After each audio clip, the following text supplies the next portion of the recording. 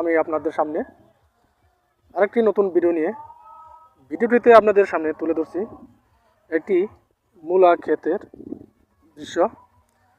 আর আপনাদের সামনে আলোচনা করব মূলা শাক আপনি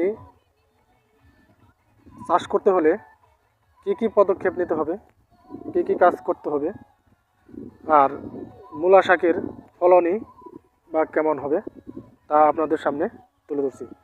আপনারা দেখতে পাচ্ছেন এই যে ক্ষেতটিতে মূলা শাক চাষ করেছে কৃষক, এখান দিয়ে মোটামুটি ভালোই দেখা যাইতেছে। আর এদিক থেকে শাকগুলো দেখেন একেবারেই মাটির সাথে মিশে আছে, বা গাছ শাকগুলোর তেমনটা জোর নেই বা বেড়ে ওঠার শক্তি নেই।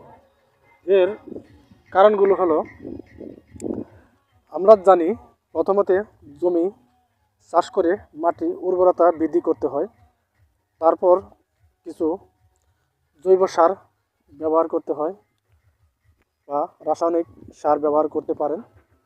তবে জৈব সার ব্যবহার করলে শাকগুলো বা সবজিগুলো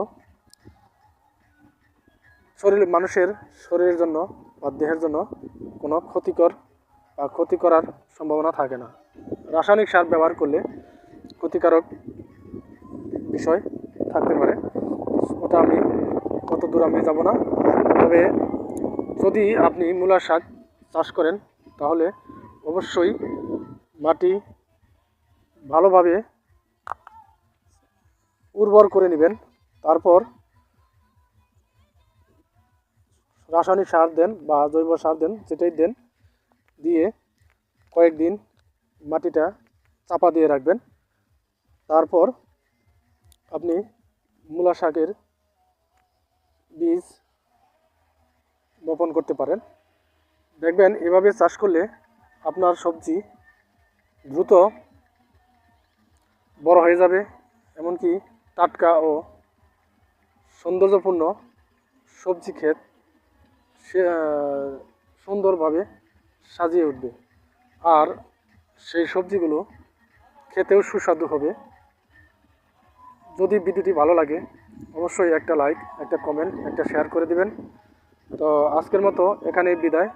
দেখা হবে আবার কোনো এক সবজি বা ফল ফুলের ভিডিও নিয়ে, কারণ